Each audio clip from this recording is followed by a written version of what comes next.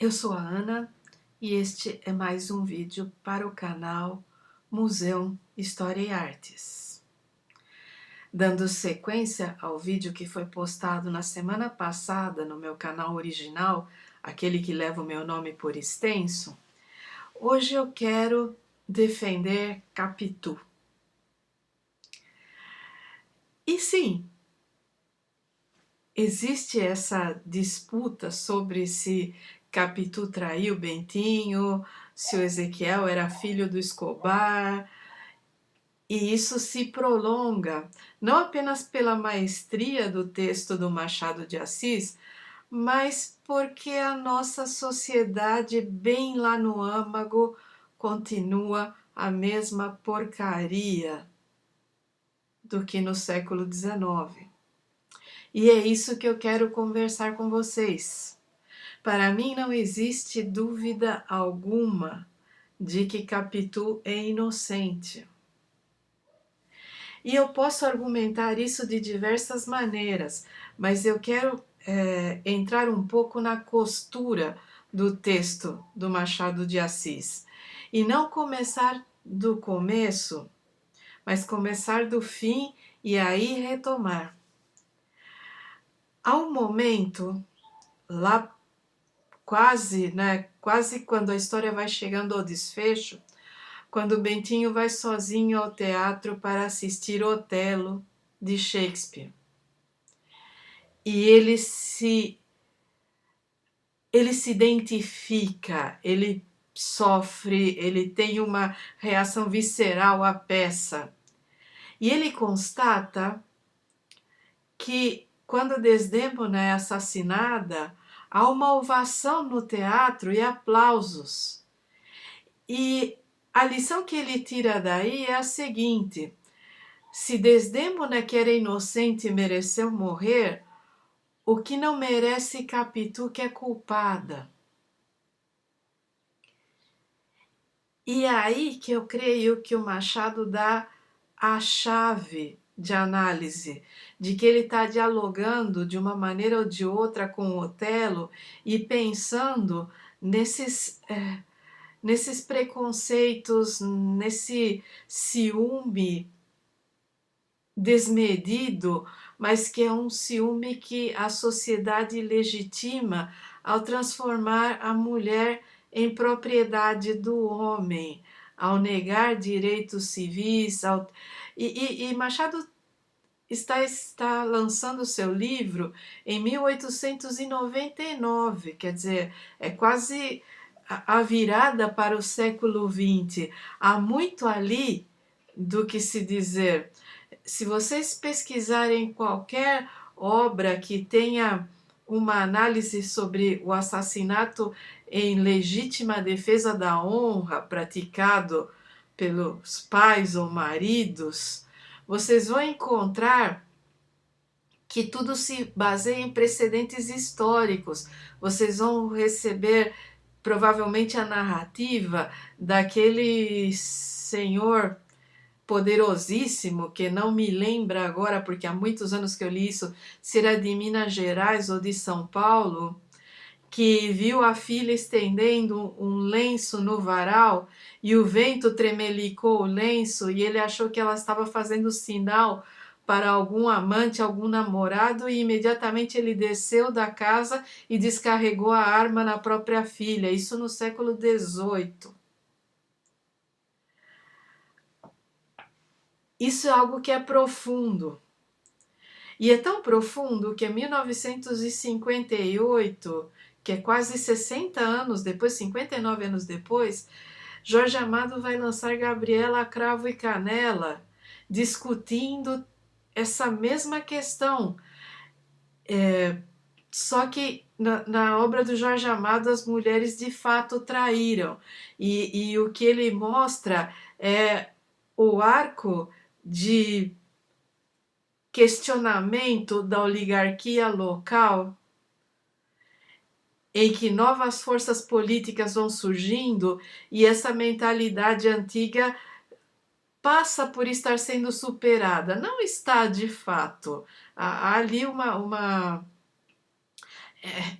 é uma alegoria, é uma porção sabe, no início o Jesuíno mata a Sinhazinha e o Osmundo em legítima defesa da honra, e com o correr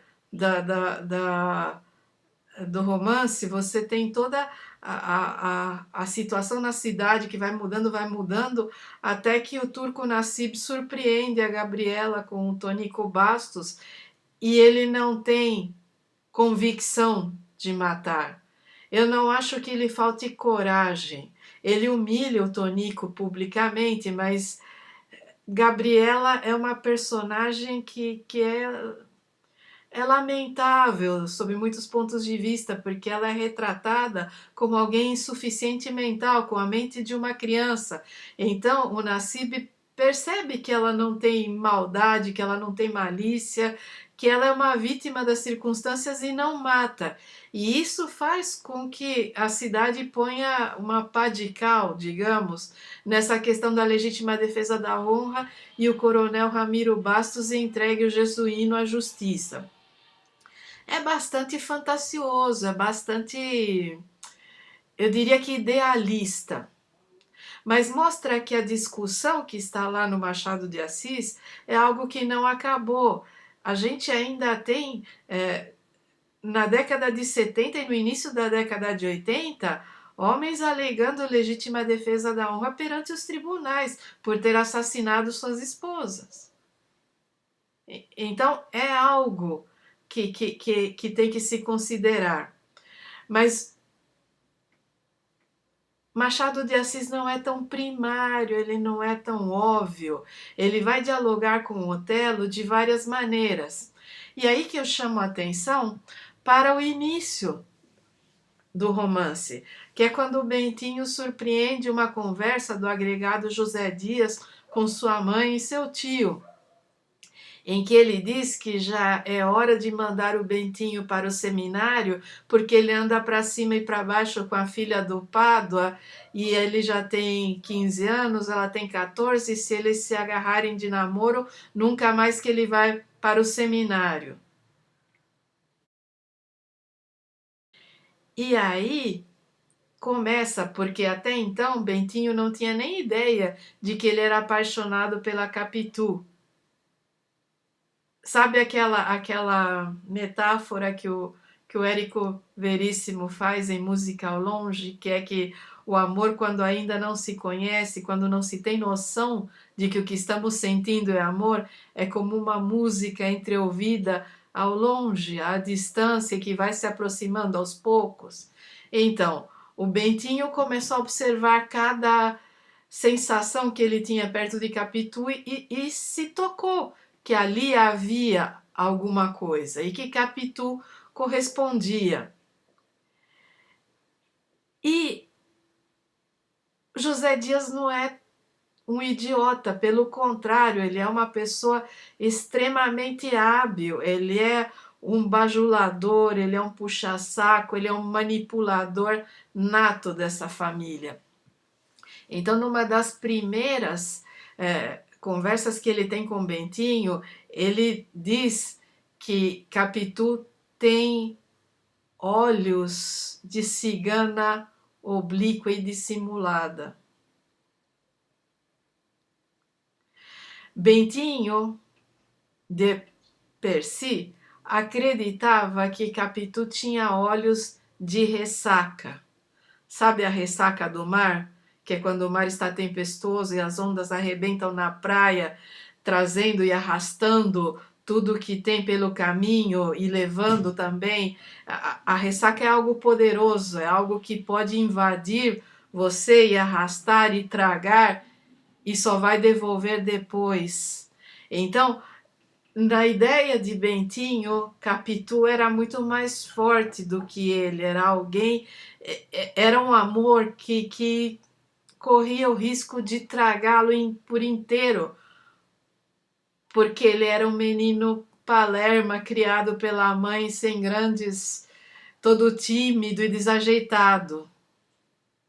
E Capitu já era uma menina muito segura de si, uma adolescente, mas alguém que sabia o que queria e que estava acostumada a sobreviver. Então, Capitu, quando eles são surpreendidos em qualquer situação equívoca, ela se recompõe muito rápido e ela consegue ficar impassível e não dar a entender o que está acontecendo, enquanto o Bentinho é um palerma. E ele vai. A sugestão que o José Dias colocou de que ela era dissimulada, que ela era cigana oblíqua, quer dizer, ele está pondo em dúvida até a origem, até há um preconceito que hoje em dia nós classificaríamos como racial de origem, né? Racial de origem. Ele sugere ao Bentinho coisas que ficam sugeridas, mas que vão roendo a mente do Bentinho feito um verme. Então, a partir dessa sugestão do José Dias, que é o Iago da história, só que José Dias não precisa usar artifícios como o lenço, que é a única maneira que o Shakespeare tem de provar a inocência da Desdémona, porque os murmúrios, as fofocas, as intrigas, uma vez colocados em marcha, não há como você provar sua inocência. Então Shakespeare recorre ao lenço, que é uma coisa artificial para alguém da inteligência do Iago, mas que é a única maneira que o Shakespeare tem de provar que Desdémona é inocente. E o Machado de Assis não faz nada disso, ele coloca esse Iago, que é José Dias, o tempo todo jogando coisas para a mente do Bentinho e o Bentinho engolindo, sabe, o anzol com a isca, a chumbada e tudo mais. Mas não há nada físico, então Capitu não tem como se defender. Não há nada que Capitu possa dizer, e chega um momento em que ela até desiste de dizer qualquer coisa, porque essa intriga e essa obsessão do Bentinho já estão formadas.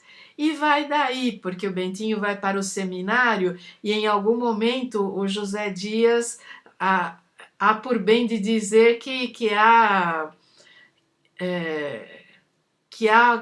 gaviões em volta, quer dizer, e aí o Bentinho começa a pensar nos caras que passam a cavalo atrás das namoradas e tudo mais, e qualquer troca de olhares de Capitu com um transeunte, simplesmente, já é uma prova de que ela é oblíqua e dissimulada. E o Bentinho começa a acumular tudo isso, começa a acumular dentro dele, e o amor dele não é um amor amável, sabe?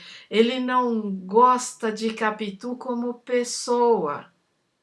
Ele tem essa paixão frenética, mas ao mesmo tempo, Bentinho olha para qualquer moça da rua que passa e ele pensa em sexo.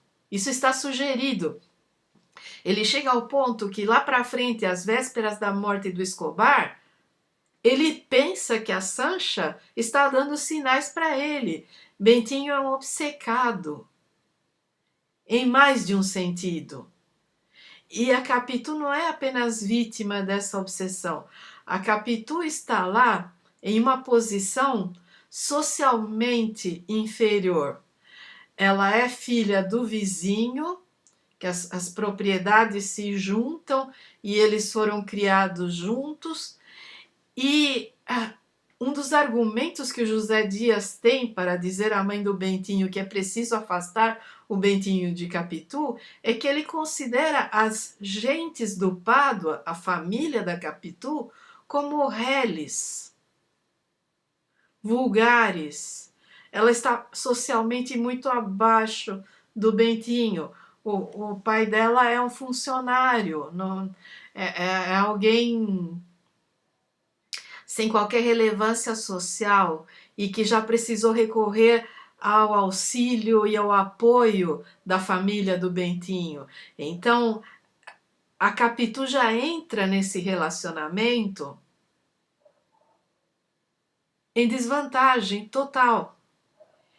E isso vai crescendo, porque o Bentinho vai para o seminário, consegue de uma maneira ou de outra, com a ajuda do José Dias, e sair do seminário e ir estudar direito em São Paulo. Então, quando ele volta para o Rio depois da faculdade, ele aparenta ser seguro de si, ele é cheio de convicções, ele é um homem, mas ele não é, porque qualquer olhar, ele quer que Capitu viva para ele e que jamais erga os olhos do chão a não ser para ele. Qualquer outro gesto dela, ele considera mais uma evidência. Isso vai se juntando ao processo inquisitorial mental que ele vai. Na cabeça dele, a traição vai acontecer a qualquer momento. O Escobar é só uma circunstância, porque Bentinho já vem esperando essa traição desde que o José Dias colocou aquela semente na mente dele, como Iago. E aí surge o Escobar. E eu já vi várias análises, inclusive eu debati isso com a minha própria filha, que é quem defende também, que existe algo homoerótico entre Escobar e o Bentinho. E eu não chego a me convencer, sabe? Porque o erotismo do Bentinho é totalmente convencional. É tão convencional que que qualquer mulher que passa por ele é passível de receber um olhar sexualizado da parte dele, tirando a mãe e a tia e uma outra velha, qualquer mulher perto dele, ele já fica esperto, né? O que eu creio que existe entre ele e o Escobar é uma daquelas amizades masculinas em que o Bentinho acredita que finalmente encontrou alguém à altura dele. Porque o Bentinho considera a mãe uma carola, o tio um velho, a prima Justina uma ressentida, viúva sem qualquer importância. O José Dias ele considera abaixo de si e Capitu e toda a sua família também. Então, quando ele encontra o Escobar, finalmente ele se vê perante alguém que ele considera seu igual, e é aí que surge essa amizade. E o Escobar é um caso à parte, porque a gente não pode esquecer que quem está narrando é o Bentinho, e que ele é um narrador complicado. Nós temos o ponto de vista dele e não a realidade. Quando ele se refere ao Escobar, existem senões nessa amizade. Por exemplo, há aquele momento em que o Escobar está exibindo seu virtuosismo matemático e ao invés de pegar uma conta aleatória qualquer, ele pede para o Bentinho uma lista dos aluguéis dos imóveis da mãe do Bentinho e calcula a renda da família de cabeça. E há momentos em que ele se faz galanteador com a mãe do Bentinho, tanto a ponto da prima Justina sugerir que ele está afim de arrumar um casamento com uma viúva rica. Quer dizer, o Bentinho deixa tudo isso, ele não enuncia, ele não diz, ele aparentemente não acredita. Isso não dá para saber, mas ele vai deixando essas pistas de que o Escobar é alguém que tentou tirar dinheiro da mãe do Bentinho para fazer investimentos e jogar com o dinheiro, mas ela foi conservadora demais e isso não foi à frente. Ele faz um casamento que é com a Sancha, que é a melhor amiga da Capitu, mas ao mesmo tempo o Escobar quer escalar socialmente, ele gosta do comércio, ele é alguém que foi para o seminário, mas que já foi para ter acesso aos estudos, mas que queria já se dedicar a essa vida de especulação financeira. E aí, o que a gente tem é que a amizade dos casais se estreita por absoluta irredutibilidade do destino. Afinal, elas são melhores amigas, eles são melhores amigos, cada vez vão morando mais perto um casal do outro, guardadas as respectivas distâncias sociais, porque o Bentinho é mais rico que todo o resto das personagens, eles vão se aproximando. E Bentinho vai relatando uma série de fatos e acontecimentos aleatórios em que ele já começou a construir o caso contra a Capitu. Sabe, dele ter chegado e os dois estarem conversando sem que ele estivesse ali, uma série de coisas para colocar em dúvida. E aí você tem duas coisas. O Escobar e a Sancha logo tiveram uma filha. Bentinho e Capitu não conseguiam ter filhos, por mais que quisessem, por mais que Capitu fizesse promessas e houvesse rezas e tudo mais, até o momento em que ela engravida e depois nasce o Ezequiel. E quando Ezequiel começa a andar, quando Ezequiel começa, ele começa a ficar parecido com o Escobar. Mas não é apenas isso. O Ezequiel parece ser uma criança que mimetiza os adultos, que ele imita as pessoas à sua volta com grande facilidade. Há momentos em que ele imita outras pessoas. Tanto que há pessoas que ficam bravas com o menino e ameaçam até da agressão física, porque ele estava imitando. Então ali há algo que não fecha.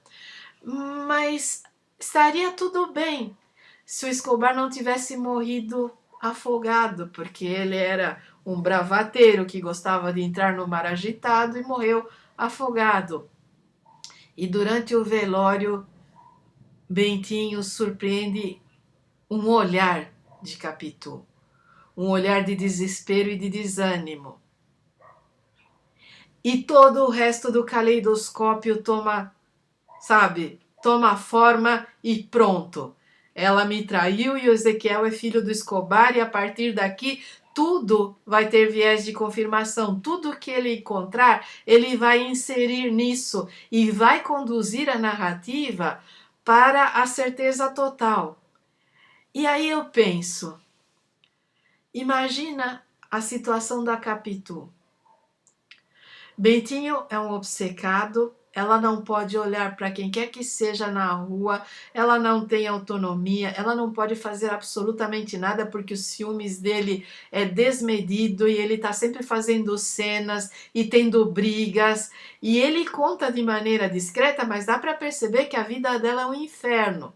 E aí ela olha para aquele cadáver e pensa: o único amigo dele se foi. Ele não vai ter mais ninguém para conversar, ele não vai ter mais ninguém com quem sair. Ele vai passar o tempo todo me infernizando. E é assim que eu interpreto o olhar da Capitu. Mas o Bentinho já sabe, os autos do processo inquisitorial estão prontos e ele só está preparando a fogueira. E aí a gente tem o momento em que ele vai assistir Otelo e que ele vai pensando e pensando e ele chega a um ponto em que os dois têm um ajuste de contas e ela fala: eu não vou nem me defender. Você não tem noção. Você tá... Ela só falta dizer: você tá maluco e eu não tenho por que me defender de tudo isso. Vamos nos separar. E ele concorda. Mas imagina se um cara como o Bentinho ia aceitar a humilhação pública de uma separação nesses termos. O que ele faz? Ele aproveita que o Ezequiel está chegando em idade escolar e despacha os dois para a Suíça para nunca mais voltar. Ele exila a Capitu. Ao invés dele trancar a Capitu num convento ou num recolhimento, como outros homens fizeram ao longo de todo o Brasil colônia e de uma boa parte do Império, ele coloca ela num navio e manda dinheiro regularmente e afasta a Capitu de tudo o que faz sentido para ela. E ela vai definhando lá na Suíça até morrer. O rapaz estuda, se torna arqueólogo. Antes deles partirem, há uma cena terrível em que o Bentinho havia comprado veneno para se matar, como todos esses idiotas, todos esses patéticos, sabe, dramáticos, cheios de pundonor e estupidez, mas ele não tem coragem de se matar. E ele tenta envenenar o próprio filho. Aí você vê, aí ele se entrega que ele é um imprestável, que ele não tem a menor capacidade de lidar com a situação por causa dele e não por causa dela. Porque o menino não tem culpa e o menino o ama.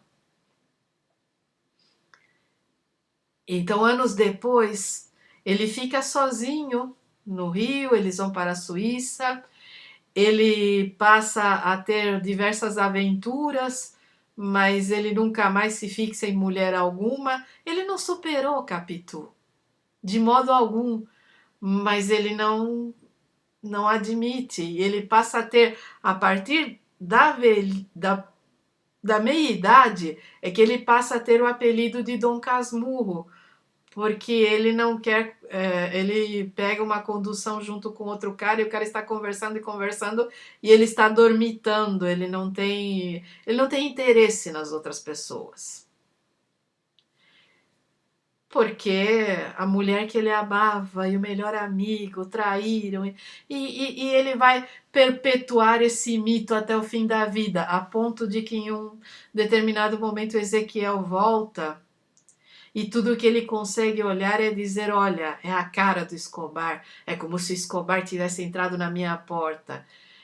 E o Ezequiel percebe a frieza e fala dos seus sonhos de ser arqueólogo e tudo mais, e o Bentinho paga para ele ir numa expedição para o Oriente Médio na esperança de que o Ezequiel morra por lá, porque são lugares terríveis, né, do ponto de vista climático e tudo mais.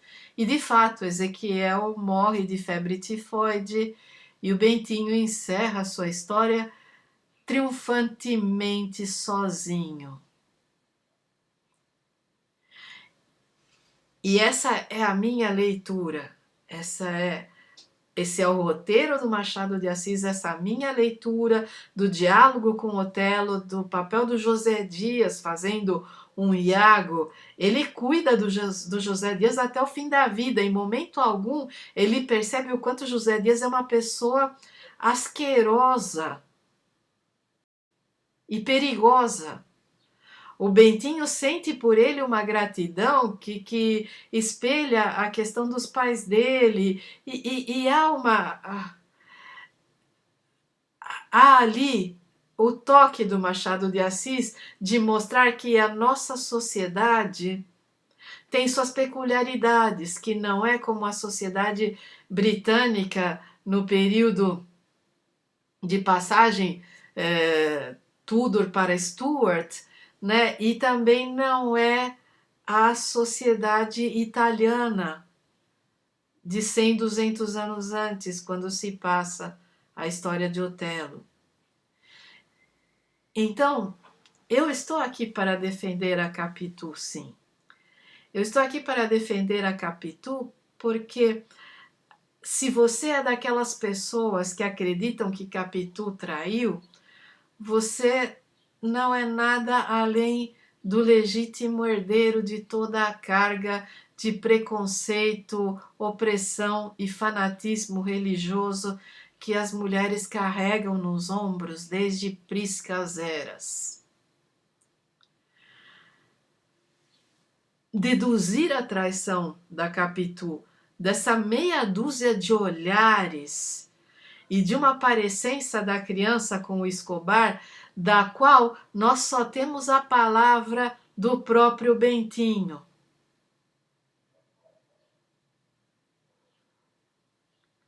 É claro que provavelmente você também é aquele que acreditou que o triplex, sem nenhum papel, sem nenhuma escritura e sem qualquer tipo de documentação aceita na justiça para emitir uma escritura, podia ser atribuído ao ex-presidente, né? as pessoas acreditam no que elas querem acreditar. Bentinho quis acreditar que a Capitu traiu e construiu a sua vida em torno de uma traição que ele já vinha esperando desde os 15 anos, quando José desplantou a semente na mente dele.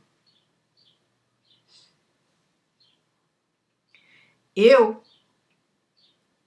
do ponto de vista literário, do ponto de vista historiográfico, e até com quase 60 anos nas costas, quer dizer, no momento em que esse vídeo for ao ar, eu estarei completando 60 anos. Vai ser exatamente no dia. Então, eu posso me dar ao luxo de dizer que a Capitu não traiu. E é isso. Vou defender. Hoje, olhando as lembranças do Facebook, eu já defendi a Capitu há mais de uma década, publicamente. Então, vou continuar defendendo. E aqui fica o meu testemunho. Este foi mais um vídeo para o canal Museu História e Artes. Cuidem-se muito, um enorme abraço e até a próxima.